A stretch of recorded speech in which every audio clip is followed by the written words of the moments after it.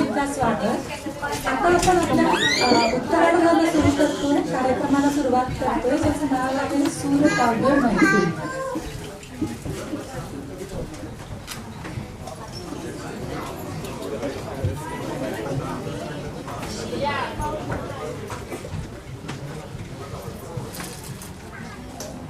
नमस्कार. कार्यक्रम सुरू करण्यापूर्वी एक दोन अनाउन्समेंट करायचे आहेत. त्यापैकी एक म्हणजे ग्रंथ तुमच्या दारी ही योजना आपल्यापैकी सर्वच मेंबर्सना ईमेल गेली असेल या योजनेसंदर्भात. तर ही योजना जी आहे ती कुसुमाग्रज प्रतिष्ठान आणि महाराष्ट्र मंडळ नेदरलँड्स यांच्या संयुक्त विद्यमाने आपण नेदरलँड्समध्ये राबवित आहोत. महाराष्ट्र मंडळ नेदरलँड्स हे जगातलं पहिलं महाराष्ट्र मंडळ आहे की ज्यांनी अशा प्रकारचा इनिशिएटिव्ह घेतला आहे आणि ह्या योजनेत आपण सक्रिय सहभागी झालो आहोत. तर ग्रंथ तुमच्या दारी ही योजना काय आहे, तर बेसिकली आपल्याला सर्वांना वाचनाची गोडी लागावी. आता इंटरनेटच्या जगात आपण वाचतो, पण खरंच जे वाचन आहे ते खूप कमी झालं आहे. तर त्याची गोडी लागावी म्हणून ही योजना आहे. या योजनेमध्ये आपण कुसुमाग्रज प्रतिष्ठान नाशिक त्यांच्याबरोबर MOU साईन केला आहे, ज्यायोगे सुरुवातीच्या पिरियडमध्ये आपण बेनेलक्स रिजनमध्ये आपली ही योजना राबवणार आहोत. या योजनेद्वारे आपले स्वतःचे असे एक वाचनालय तयार होईल. या योजनेत सहभागी व्हायचं असेल तर काय करावं, म्हणजे काय आहे ही योजना. तर बेसिकली एक पुस्तकांची पेटी कुसुमाग्रज प्रतिष्ठान आपल्याला पाठवते. प्रत्येक पेटीमध्ये साधारण 25 पुस्तकं असतात आणि ह्या पुस्तकांच्या पेट्या ज्या आहेत त्या आपण दर 3 महिन्यांनी रोटेट करायच्या आहेत. म्हणजे फॉर एक्झाम्पल आता महाराष्ट्र मंडळ नेदरलँड्सकडे सध्या 15 सभासदांनी या योजनेत नावं नोंदवली आहेत. म्हणजे आपल्याकडे 15 पेट्या येणार आहेत. 15 पेट्या आणि प्रत्येकी 25 पुस्तकं म्हणजे 375 पुस्तकं या मोमेंटला आपल्याकडे येणार आहेत. आपण रोटेट केली पुस्तकं तर एक वर्षभरात आपली साधारण 100 पुस्तकं तरी वाचून होतील आणि हा खरंच एक चांगला स्टार्टिंग असू शकेल वाचनाची गोडी निर्माण करण्याकरता. तर तुम्हाला या योजनेविषयी आणखी माहिती हवी असेल किंवा यात सहभागी व्हायचं असेल तर कृपया महाराष्ट्र मंडळ नेदरलँड्सला एक ईमेल करा आणि आम्हाला खूप आवडेल की तुम्ही सहभागी झालात तर. कारण अल्टिमेटली ह्या योजनेमुळे आपलं एक स्वतःचं वाचनालय तयार होईल. आणखीन एक आहे की ह्या योजनेमध्ये जर आपण पुस्तकं घेतो तर त्या पुस्तकावर महाराष्ट्र मंडळ नेदरलँड्स आणि ज्यांनी कोणी पुस्तक घेतलंय त्यांचं नाव स्टॅम्प स्वरूपात असणार आहे. म्हणजे आपली वाचून झाल्यानंतर जेव्हा दुसरे कोणी वाचतील तेव्हा तुमचं नाव सतत दुसऱ्यांना कळत राहील की हां हे पुस्तक मला ह्याच्यामुळे वाचायला मिळालं. हे झालं ग्रंथ तुमच्या दारी या योजनेबद्दल. आणखीन एक अनाउन्समेंट आहे ती म्हणजे महाराष्ट्र मंडळ नेदरलँड्सला 1 वर्ष पूर्ण झालं आणि पुढील वर्षाकरिता आपल्याला मेंबरशिप जी रिन्यू करायची आहे तर ते रिन्यूअल आतापासून सुरू झालं आहे. मेंबरशिप फीजमध्ये यावर्षी देखील काहीच बदल केलेला नाही आहे. 10 युरोज मेंबरशिप फी आहे. तर जर तुम्ही ऑलरेडी मेंबर असाल तर तुम्हाला फक्त रिन्युअल म्हणून लिहायचं आहे. तुम्ही आजसुद्धा तुमचं नाव देऊ शकता आणि पैसे देऊ शकता किंवा ट्रान्सफर करू शकता. आणि नवीन मेंबर व्हायचं असेल तरीसुद्धा एक ईमेल करा आणि आम्ही तुम्हाला त्यात सहभागी करून घेऊ. तर आता वळूयात कार्यक्रमाच्या उत्तरार्धाकडे. सूर काव्य मैफिल तुम्हाला म्हणजे प्रत्येकाची व्यक्त होण्याची पद्धत नेहमीच वेगळी असते. कोणी बोलून व्यक्त होतं, कोणी लिहून व्यक्त होतं, कोणी चित्राद्वारे व्यक्त होतं, तर कोणी कविता करून व्यक्त होतं. आजच्या ह्या आपल्या कवितेचं आपल्या ह्या कार्यक्रमाचं जे स्वरूप आहे ते कविता वाचन असेल. आणि कविता म्हणजे काय तर नुसतीच यमकं जुळवून किंवा काही दिसलं म्हणून अशी कविता होत नाही. कविता जी आहे ती ठरवून होतच नाही. प्रत्येक कवितेची म्हणूनच एक खासियत असते, प्रत्येक कवीची एक खासियत असते आणि त्याचमुळे त्या प्रत्येक कवीची जी कविता होते ती सुद्धा खास त्याची अशी असते.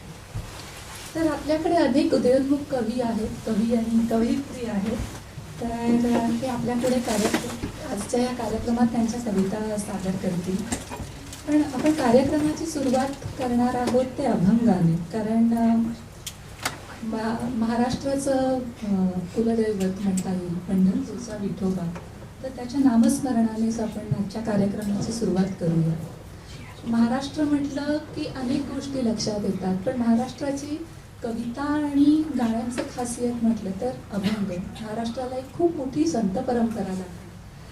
तर ह्याच संत परंपरेतलं संत चोखामेळ्यांचा अभंगाने आपण आजच्या कार्यक्रमाची सुरुवात करूया. आणि हा अभंग आपल्या पुढे सादर करते रिचा जोशी.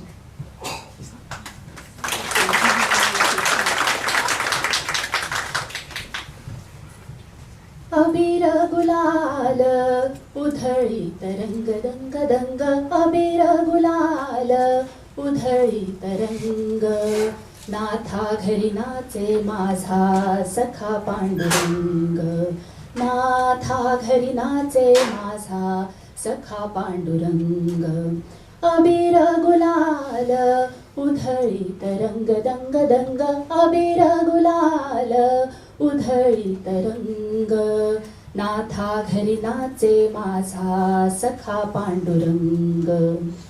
उंबरठ्यासी कैसे शिव आम्ही जातीहीन, रूप तुझे कैसे पाहू त्यात आम्ही दीन, पायरीशी होऊ दंगा गाऊनी अभंग, पायरीशी होऊ दंगा गाऊनी अभंग, नाथा घरी नाचे माझा सखा पांडुरंग. अबीर गुलाल उधळीत रंग दंग दंग, अबीर गुलाल उधळीत रंग, नाथा घरी नाचे माझा सखा पांडुरंग. वाळवंटी गाऊ आम्ही वाळवंटी नाचू, वाळवंटी गाऊ, वाळवंटी गाऊ आम्ही वाळवंटी नाचू, चंद्रभागेच्या पाण्याने अंग अंग न्हाऊ, चंद्रभागेच्या पाण्याने अंग अंग न्हाऊ, विठ्ठलाचे नाम घेऊ, विठ्ठलाचे नाम घेऊ, होऊनी निसंग, नाथा घरी नाचे माझा सखा पांडुरंग. अबीर गुलाल उधळीत रंग दंग दंग, अबीर गुलाल उधळीत रंग, नाथा घरी नाचे माझा सखा पांडुरंग. आषाढी कार्तिकी भक्तजन येती, पंढरीच्या वाळवंटी संत गोळा होती, पंढरीच्या वाळवंटी संत गोळा होती, चोखा म्हणे नाम घेता, चोखा म्हणे नाम घेता, भक्त होती दंग, नाथा घरी नाचे माझा सखा पांडुरंग. अबीर गुलाल उधळीत रंग दंग दंग, अबीर गुलाल उधळीत रंग, नाथा घरी नाचे माझा सखा पांडुरंग. नाथा घरी नाचे माझा, नाथा घरी नाचे माझा, नाथा घरी नाचे माझा सखा पांडुरंग. अबीर गुलाल, अबीर गुलाल, अबीर.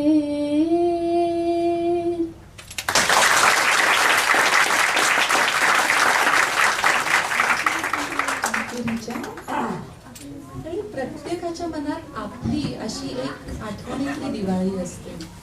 कोणाच्या मनात गेरूने सारवलेला किल्ला असेल, कोणाच्या मनात ठिपक्यांची रांगोळी असेल, कुणाच्या मनात उठण्याचा गार स्पर्श असेल, किंवा कुणाच्या मनात फटाक्यांची चंदेरी दारू हाताला लागल्यावर जो चंदेरी कलर लागतो तो असेल. गेला बाजार सगळ्यांना किमान मोती साबण तरी नक्की आठवणीत असेल. तर अशीच आपल्या आठवणीतली दिवाळी आपल्या पुढे सादर करते पल्लवी ताकमोढे.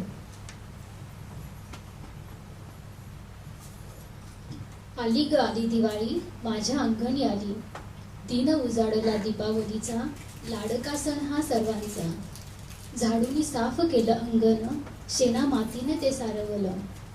आली ग आली दीपावली माझ्या अंगणी आली, सप्तरंगाच्या रंगानी रेघटली रांगोळी, चंद्र चांदण्याची ती पाठ खुलून गेली. नव्या भ्रष्ट शृंगाराने सजली होती, आनंदी पाठ ती दीपावलीची होती. आली ग आली दिवाळी माझ्या अंगणी आली, घराला आकाश कंदील लटकाविला, भिंतांवरती पंतांचा दीप प्रकाश तेजस्वला. सर्वत्र फटाकांचा जल्लोष झाला, फराळांचा सुगंध तो दरवळला.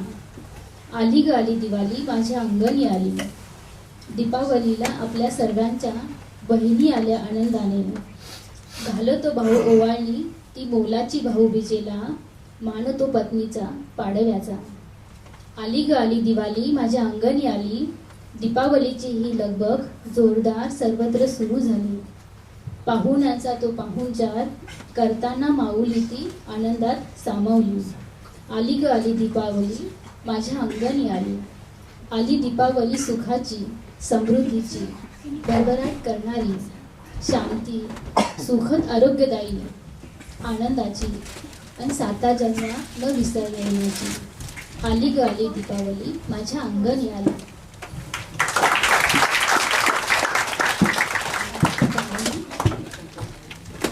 आधी सांगितल्याप्रमाणे कविता कधी ठरवून होत नाही. प्रत्येक कवितेचं एक सांगणं असतं, कधी कधी त्यात एखादा विचारही असतो. अशीच नेहमीच्या पण तरीही वेगळ्या विचाराची कविता आपल्या पुढे सादर करते सक्षम सरोदे.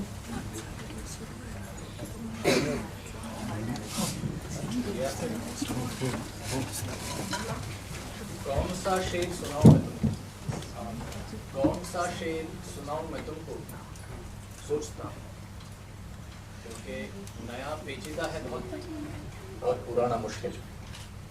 जावेद अख्तरने लिहिल्यासारखं मला पण नेमक्या कुठल्या कविता आज वाचाव्यात हा एक अवघड प्रश्न होता. आणि मला सुटता सुटे ना म्हणून म्हटलं मित्रांना विचारतो. बापूला विचारलं कुठली कविता वाचू. बापू म्हणाला पटकन उरकेल अशी. तो सेक्रेटरी आहे. मग म्हटलं परागला विचारलं कुठली कविता वाचू. तो म्हणाल समजेल ना आम्हाला. दिनकर बाजूला बसला होता, तो लगेच म्हणाला त्यापेक्षा दुसऱ्या कुणाची तरी वाच. भगवान करे आपको भी ऐसे दोस्त मिले. म्हणून मग आमच्या कुटुंबाला विचारायचं ठरवलं आणि तिन्ही शिक्षणात हा तिढा सोडवला. कुठली कविता वाचू म्हटल्यावर लगेच म्हणाले की आपली कमीत कमी बेइज्जती होईल अशा कुठल्या. आणि ते नसेल जमत तर लगेच विवेक कुलकर्णीला फोन करून सांगा की तुम्हाला नारू झालाय, येऊ शकणार. असा एक जंत तुमच्या पुढे सादर करतो. त्याचं नाव आहे सुकून. खूप चुकून कविता होते तेव्हा सुकून नावाची कविता साधारण तयार होती. पण आपण खूप सुंदर अभंग ऐकला आता सुरुवातीला. आणि मला वाटतं जी लोक हात जोडून गंध लावून देवापुढे उभी राहतात त्यांना ते रिलेट करणं, तो श्रद्धेचा भाव समजून घेणं खूप सोपं होतं. पण काही तुमच्यातली कमनशिबी नास्तिक लोक असतील त्यांच्यासाठी थोडं त्रासदायक होतं. पण विचार केला ना तर नाही. कारण हा उधळणारा अबीर आणि गुलाल आहे किंवा नाचणारा नाथाच्या घरी नाचणारा पांडुरंग आहे, तो बाहेरच असावा लागतो असं नाही. बऱ्याच लोकांच्या तो आतमध्ये असतो. जर हा अबीर तुमच्या आतमध्ये उधळत असेल सदा न कदा, हा पांडुरंग तुम्ही आतमध्ये नाचताना बघितला असेल कधी ना कधी, तर तुम्हाला कदाचित या तारा जुळतील.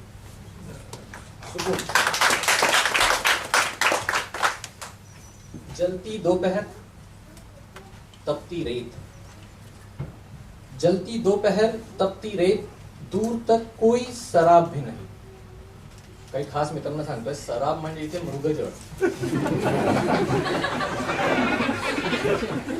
जलती दोपहर तपती रेत, दूर तक कोई शराब भी नहीं, सैकड़ों साए हरसूं लेकिन छाव का कहीं निशा भी नहीं.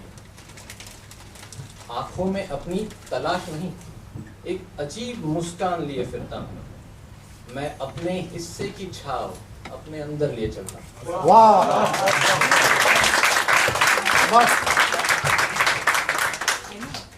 एक सूरज एक सूरज की बेशुमार शुआएं, शुआएं म्हणजे किरण, एक सूरज की बेशुमार शुआएं लेकिन उससे भी ज्यादा है दावेदार।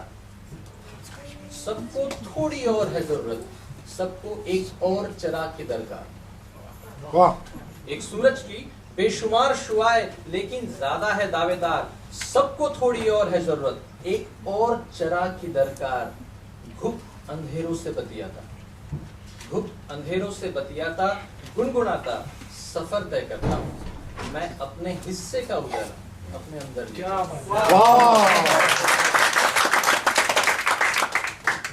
जिंदगी, जिंदगी तुझे मैं खूब समझा या शायद अभी नीरा अनाड़ी हूं।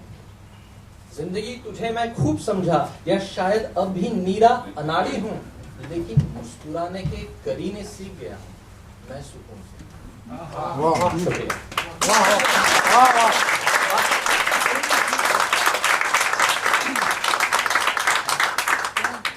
थँक्यू सक्षम.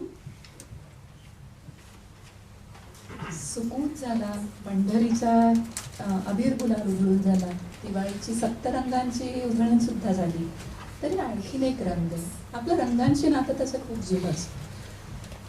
त्यातला आणखीन एक रंग म्हणजे मेहंदीचा रंग. म्हणजे मेहंदीचा रंग म्हटलं की त्या रंगाच्या आपल्या मनात अनेक सुखद आठवणी असतात. तर अशा सुखद आठवणींची कवी सुरेश भटांची कविता गीतरूपात आपल्या पुढे सादर करते अनुश्री जोशी.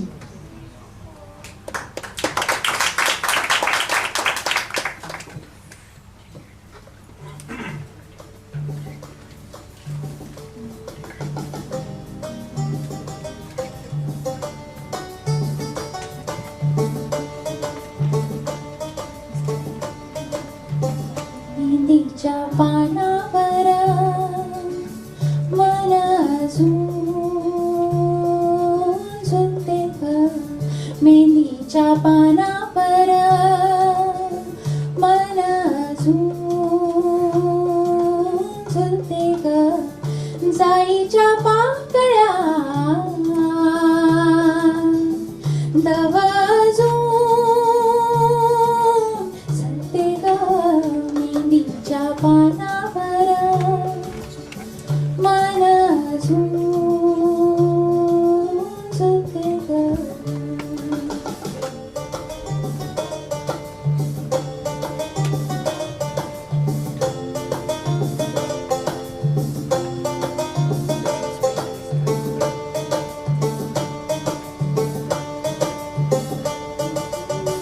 झुळझुळतो अंगणा तोच गारवारा ग, झुळझुळतो अंगणा तोच गारवारा ग,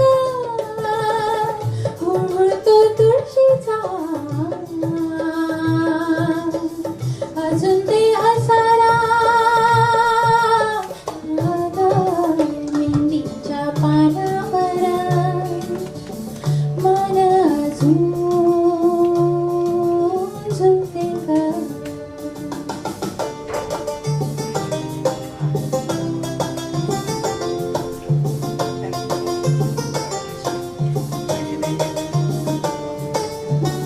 अजून तुझे हळदीचे अंग अंग पिवळे ग, अजून तुझे हळदीचे अंग अंग पिवळे ग, अजून तुझ्या डोळ्यातील मोठे परकावे ग, मेहंदीच्या पानावर मन झुलते ग, जाईच्या पाकळ्या दवजून चलते ग, मेहंदीच्या पानावर मन झुलते ग.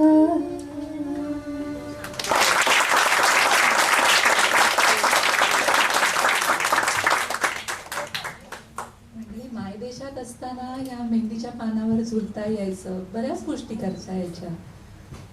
पण जेव्हा आपण मायदेश सोडून बाहेर येतो तेव्हा या छोट्या छोट्या गोष्टी सुद्धा नसतात, हातात नसतात आपल्या. इथल्या आयुष्यात बेसिक गोष्टींसाठी आपल्याला मारामारी नाही करायला लागत, सगळ्या अगदी सहज मिळतात. पण तरी काही गोष्टी आपल्या हातात नसतात आणि त्या अशा हातात नसलेल्या गोष्टींचा शोध आपल्या पुढच्या कवितेत घेते दीप्ती विक्रांत.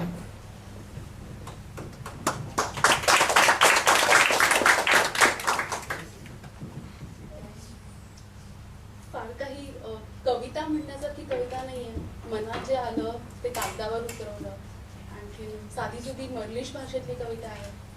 आणखीन शोध म्हटलं की आपल्या मनात येतो संशोधन वगैरे. तसं काही फार काही संशोधन वगैरे नाहीये. आपल्या रोजच्या आयुष्यात आपण सगळ्यांनीच कधी ना कधीतरी केलेला हा शोध आहे. तर कविता म्हणते, नाव आहे शोध. का तुम्हाला मिळत नाहीस, होत नाही याचा बोध, कुणास ठाऊक अजून किती दिवस सुरू असणार आहे माझा शोध. तू जिथे असशील तिथून लगेच बघ मागे फिर, तुझा शोध घेता घेता सुटत चाललाय माझा धीर. तू माझ्या सोबत नाहीस हे आठवल्याशिवाय जात नाही एकही क्षण. कळत नाही कसे बदलतात ऋतू आणि कसे येतात जातात क्षण. कधी वाटते केलेले सगळे श्रम गेल्यात वाऱ्यातच विरून. कधी येते विजाची तर कधी पासपोर्टची अडचण. नुसता वैताग, नुसतं टेन्शन, त्या ठाण मांडून बसले रिसेशन. सगळ्या अडचणींचंच तूच आहे सोल्युशन, तूच आहे सोल्युशन. तूच पूर्ण करू शकतेस माझ्या आयुष्यातले गोल आणि तूच लीड करू शकतेस हे विस्कटलेले पझल. तुझा शोध घेऊन घेऊन थकून गेले मी जाम. एकदा येऊन भेट ना, कर ना माझं एवढं काम. माझ्याकडे येऊन माझ्या सोबतच राहा. माझ्यातल्या मला यशाची शिडी चढवत राहा. का तुम्हाला मिळत नाहीस, होत नाही याचा बोध, कुणास ठाऊक अजून किती दिवस सुरू असणार आहे माझा शोध.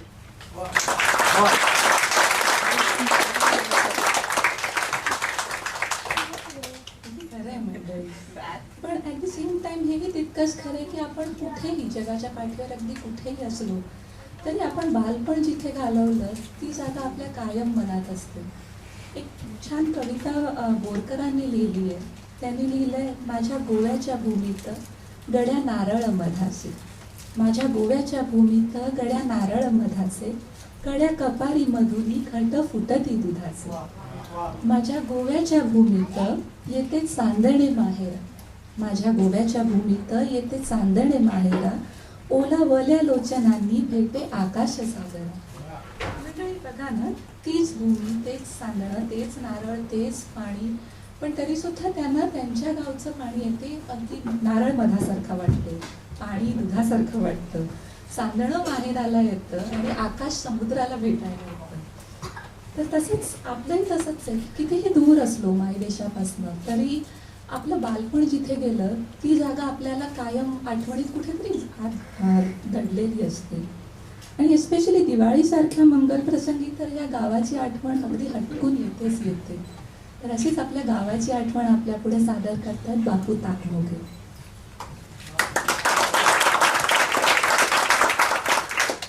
प्रत्येकाचं एक गाव असतं आणि गाव म्हटलं की आपल्या जुन्या आठवणी ताज्या होतात आणि आपलं मन तसं आपल्याला आपल्या गावाकडे घेऊन जातं.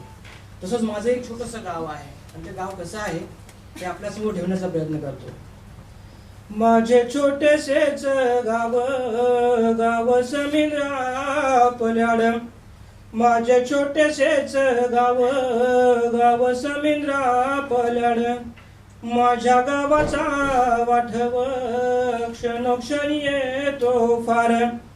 गावामध्ये एक पार त्याला गराडा वृद्धांचा, गावामध्ये एक पार त्याला गराडा वृद्धांचा, न मागताच देती सल्ला लाख तो मुलाचा. त्याला समजून रीत, त्याला समजून रीत, गाव नांदते सुखात.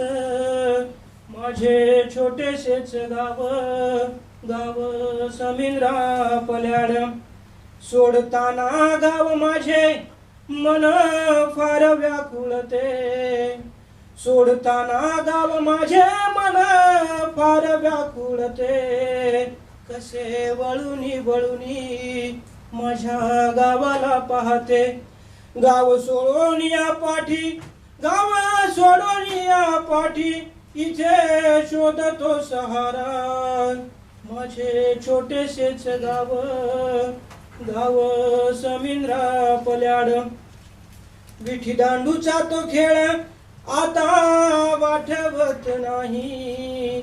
विठी दांडूचा तो खेळ आता वाटवत नाही. विठी आयुष्याची यादा इथे दूर हो कोरली. चाली खेळांच्या त्या जुन्या, चाली खेळांच्या त्या जुन्या, मनातून निसटल्या. माझे छोटेसेच गाव, गाव समिंगा पल्याड. कधी झालं माझ्या गावी माझा निरोप कळवा. कधी झालं माझ्या गावी माझा निरोप कळवा. फक्त तुझा नि तुझाच ध्यास मनासी लागला. ध्यासा पायी रे तुझ्याच, हो ध्यासा पायी रे तुझ्याच, आज ओळी मी मांडल्या. माझे छोटेसेच गाव, गाव समिंद्रा पल्याड. माझ्या गावाचा वठव क्षणोक्षणी येतो फार, क्षणोक्षणी येतो फार.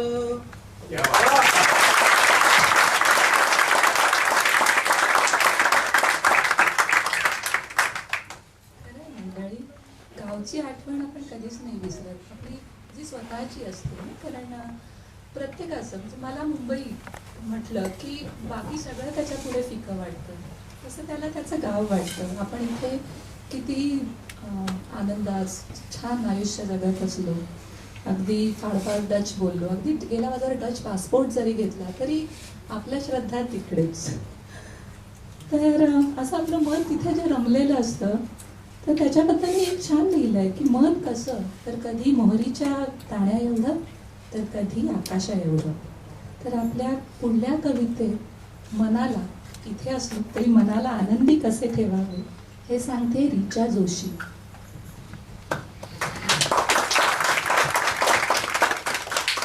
नमस्कार. ही कविता जी आहे ती तुमच्यासमोर सादर करणार आहे. ती माझ्या आईने, आई माझी लेखिका आहे सौ सुनीती आपळे, तिने लिहिलेली आहे. आणि ती सादर करण्याचं कारण हे आहे, ही मी निवडली कविता ह्याच्यासाठी की खूप साध्या सरळ सोप्या भाषेत हे प्रत्येकाच्या मनाला भिडणारं आहे की मन जेव्हा आपलं कधी रुजतं आणि तेव्हा आपण मनाला कसं, कवयित्री याच्यात मनाला समजवते की तू सुखी राहा, आनंदी राहा, प्रफुल्लित राहा. आणि खूप साध्या सरळ भाषेत आहे आणि आपल्या प्रत्येक जण आपण ते अनुभवतो. म्हणून ही कविता निवडली आहे. नाव आहे मन. हास हास रे मना विमुखल्या, हास हास रे मना विमुखल्या, खंत उद्याची आज कशाला, हास हास रे मना विमुखल्या. तुले पुष्प डौलात तरुशिरी, तुले पुष्प डौलात तरुशिरी, गळेल जरी ते उद्या भुवरी, आज हसे पण सुगंध पसरित, पावन करीत जगाला, हास हास रे मना विमुखल्या. घाला या गव सण गगनाला, घाला या गव सण गगनाला, उंच उडे खग खंतन त्याला, सज्ज जरा जरी पंख तोडुनी, मातीत मिळवायाला, हास हास रे मना विमुखल्या. चंद्र वाढतो कले कलेने, चंद्र वाढतो कले कलेने, वद्य रात्री जरी त्याला शिरणे, आनंदो दिस आणून भरती, हासतो बघ पुनवेला, हास हास रे मना विमुखल्या. काल पळविला भूता नेत्या, काल पळविला भूता नेत्या, आजची केवळ तुझिया हाता, भविष्य चिंता करुनी आता, कशास दवडीशी मग त्याला, हास हास रे मना विमुखल्या. खंत उद्याची आज कशाला, हास हास रे मना विमुखल्या.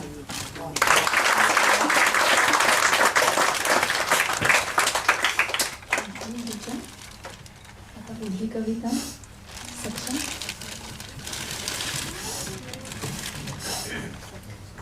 पुन्हा एकदा बायको कामाला.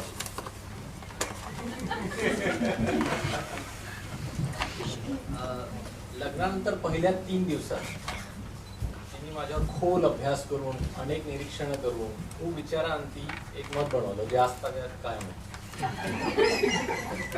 असं कारण आहे, तुमच्या बायकांसारखंच तिचंही मत माझं. सकाळी उठल्यानंतर बोलले, अहो तुमचं कसं आहे ना की आपण है और बाकी सब फेकून. आजतागायत ऐकतो तरी आम्ही सांभाळून गेलो. म्हटलं हाच किडा कदाचित कापला. म्हणून ही पुढची कविता, हिचं नाव आहे अहम के वहम. अहम म्हणजे अहंकार. मी ही कविता जेव्हा पहिल्यांदा ऐकवली तर माझी बायको म्हणाली की ही तुमची ऑटोबायोग्राफिकल कविता होऊ शकते. आणि ते काय तितकंसं खोटं नाही. पण खरं सांगतो की ही जितकी माझी आहे तितकीच कदाचित तुमची, जर ती प्रामाणिकपणे मान्य केली तर. तुमच्यात आमच्यातला प्रत्येक अहंकाराचा फुगा जर वाजवीपेक्षा जास्त हवा भरून ठेवला ना तो इतकाच हास्यास्पद दिसतो. सिर्फ कभी हम नजर मिला के देख सकते हैं, मान सकते हैं इस बात को, कभी मुकर जाते हैं. अहम के वहम. यूं असंभव तो कुछ भी नहीं मेरे लिए, यूं असंभव तो कुछ भी नहीं मेरे लिए, बस मुश्किल है यकीन करना प्रिय कि ये पृथ्वी मेरी परिक्रमा नहीं करती, कि ये दुनिया मेरे इर्द गिर्द नहीं. यूं असंभव तो कुछ भी नहीं मेरे लिए, बस थोड़ा मुश्किल है यकीन करना प्रिय कि ये पृथ्वी मेरी परिक्रमा नहीं करती, कि ये दुनिया मेरे इर्द गिर्द नहीं घूमती. अरे एक अखबार भी जिसमें कोई पढ़ नहीं पाता, ऐसी मरियल रोशनी लिए ये चांद के घर जाता. एक अखबार भी जिसमें कोई पढ़ नहीं पाता, ऐसी मरियल रोशनी लिए ये चांद किधर जाता. मैंने कहा रहने दो, इतनी रात को कहाँ जाएगा, कुछ नहीं तो मेरी किसी कविता के काम आ जाएगा.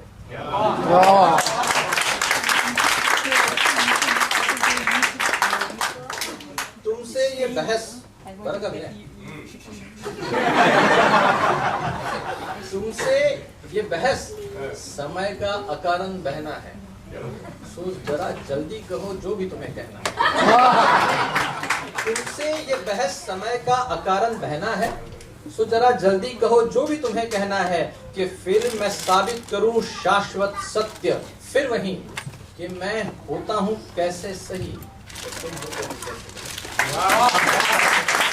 कि मैं साबित करूं शाश्वत सत्य फिर वही, कि तुम होते हो कैसे गलत और मैं कैसे सही. तुम बने हो कि मुझसे सीखो सलीका जीने का, वरना और क्या प्रयोजन था तुम्हारे होने का. तुम्हारी किस्मत पे तो रश्क होता है, तुम्हारी किस्मत पे तो रश्क होता है मुझे भी, काश के मुझ जैसा कोई दोस्त होता मेरा. पारखी हूँ मैं कि तुम्हारी अहमियत समझता हूँ. पारखी हूँ कि तुम्हारी अहमियत समझता हूँ मैं, तभी तुम्हें साक्षी रखकर रोज इतिहास बनाता हूँ. कि आगे मेरे चरित्रकारों को कोई परेशानी ना हो और इस जहां में मेरे किस्से दोहराने वालों की कमी ना. शेवटचा ओळ कि मैं सुनता हूँ इन दिनों भगवान को सख्त मलाल है. सुनता हूँ इन दिनों भगवान को सख्त मलाल है, मेरे नास्तिक होने से वो परेशान है, बेहाल है. सब्र की उसे दवा करो, सब्र की उसे दवा करो, पहले ये तय कर लूं मैं कि कुदरत का करिश्मा कोई या खुद कुदरत हूं मैं.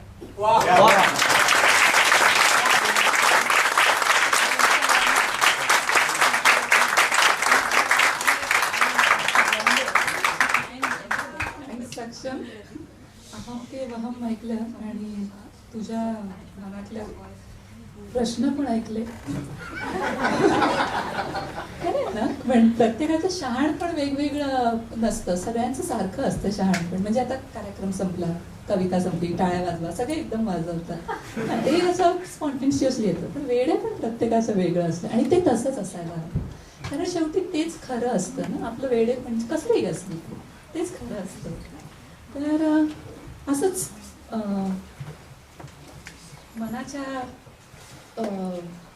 त्याचं वेळे पण बघितलं. आता थोडं शहाण पण ऐकूया. शलाका शोधते क्षणभर स्वतःचा शोध घेताना थांबून तिचं म्हणणं आहे की प्रत्येक स्त्री हा विचार करते, तर तो विचार तिला तुमच्या पुढे मांडायचा आहे तिच्या पुढच्या कवितेतनं. शलाका. नमस्कार मंडळी. आयुष्याच्या आठवणींच्या अंगणात क्षणभर उभं राहून मी आज जेव्हा विचार करते तेव्हा त्यावरनं बहिणाबाई चौधरी ज्या कवी आहेत त्यांच्या शैलीत थोडा लिहायचा प्रयत्न केलाय. कवितेचं नाव आहे माझ्या ओंजळीत. पाणी दाटले डोळ्यात, पाणी दाटले डोळ्यात, कढ आवरे आवरेना, उभा जन्म आला पुढती, दोन डोळ्यात मायना.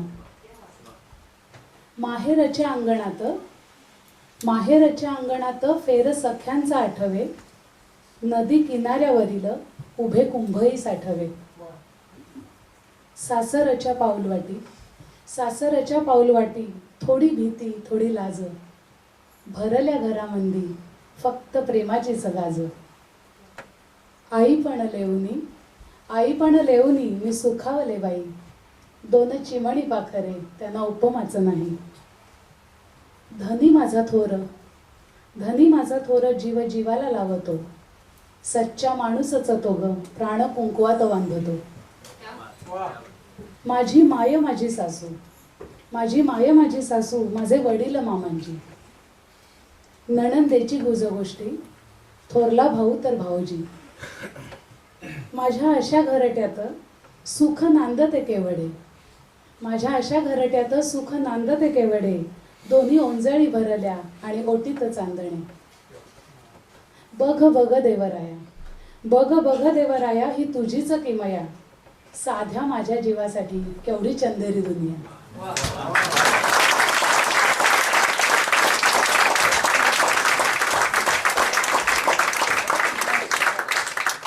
शलाका तुझी चंदेरी दुनिया अशीच लखलखत राहू दे. खरंच आहे, पण एखादी स्त्री किती वेगवेगळ्या नात्यांमध्ये सहज चपकलपणे तो रोल पटकन घेते. म्हणजे एका पिरियडपर्यंत ती फक्त कुणाची तरी मुलगी असते, त्याचं नात असतं. पण लग्न झाल्यानंतर ही अचानक जी सगळी नाती येतात, तर मला वाटतं छान, खूपच छान मांडली आहे. स्त्री पण एक वेगळं आहे, पण तसंच एक पुरुषांबद्दल फारसं लिहिलं जात नाही की बाप तो फक्त बाप असतो, नोकरी करतो, खायला देतो, पण म्हणजे बापाचं आणि आपलं नातं यावरती फार काही लिहिलं जात नाही. पण असं लिहिलंय आपल्या पुढल्या कवितेमध्ये जी सादर करतायत बापू ताकमोगे, त्यांनी लिहिलंय त्यांच्या बाबद्दल. माझ्या कवितेचं नाव आहे बा. एक वडील असतो, तो आपल्या मुलाला सर्व सुविधा मिळाव्या म्हणून जन्मभर अंगाजवळ कष्ट करतो. त्याची व्यथा मी या कवितेत मांडलेली आहे. इवले इवले हात माझे, हाती घेऊनी जात होता, सुखात मला ठेवण्या पायी बा माझा झगडत होता. ऊन वारा पाऊस सार सार सोसत होता, काळजाच्या तुकड्या पायी रातन दिसतो खपत होता. इवले इवले हात माझे, हाती घेऊनी जात होता, सुखात मला ठेवण्या पायी बा माझा झगडत होता. चिमणीच्या त्या घासलेट पायी रांगेत तो ताट कळत होता, चिमणी माझी विझल म्हणून आडो आडोसा की तो बनत होता. इवले इवले हात माझे, हाती घेऊनी जात होता, सुखात मला ठेवण्या पायी बा माझा झगडत होता. जनावरागत काम करून सुद्धा आधी रात संग माझ्या जागत होता, बघून मला वाचताना कष्ट जन्माचं विसरत होता. इवले इवले हात माझे, हाती घेऊनी जात होता, सुखात मला ठेवण्या पायी बा माझा झगडत होता. एकदा बा माझ्या जवळ आला, पुंदका गिळून बोलू लागला, बघून तुला यशो शिखरी सार्थक जन्माचं होणार हाय. इवले इवले हात माझे हाती घेऊन जात होता. सुखात मला ठेवण्या पायी बा माझा झगडत होता. नियतीने हो डाव साधला, नियतीने हो डाव साधला. आज मज पाशी सार हाय. मात्र ते पहायाला आज माझा बा माझ्या जवळ नाय. मात्र ते पहायाला आज माझा बा माझ्या जवळ नाय. बा माझ्या जवळ नाय.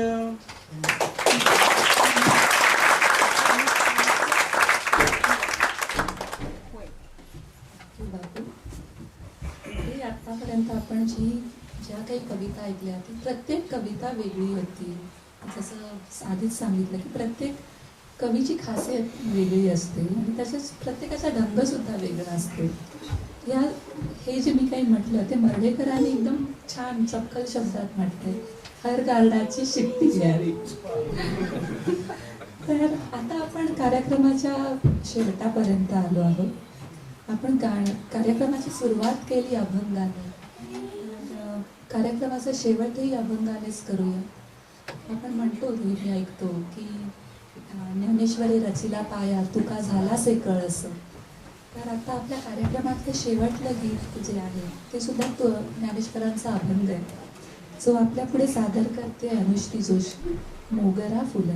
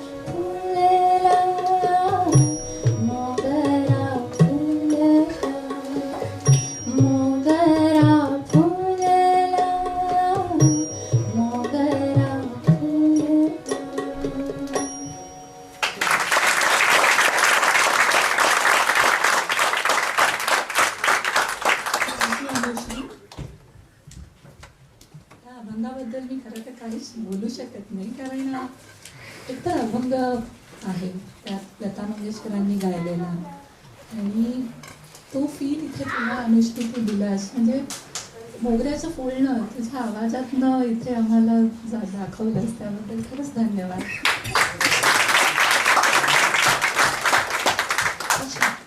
इथे एक छोटीशी रिक्वेस्ट आली आहे, ह्या कार्यक्रमातनं इन्स्पायर होऊन एक लहान मुलगी आपल्या पुढे एक गीत सादर करू इच्छिते. क्या बात. तर मला वाटतं तो ग्रुप असतानाच त्यांना प्रोत्साहन दिलं पाहिजे, तर प्लीज वेलकम करा स्मृती जोशी.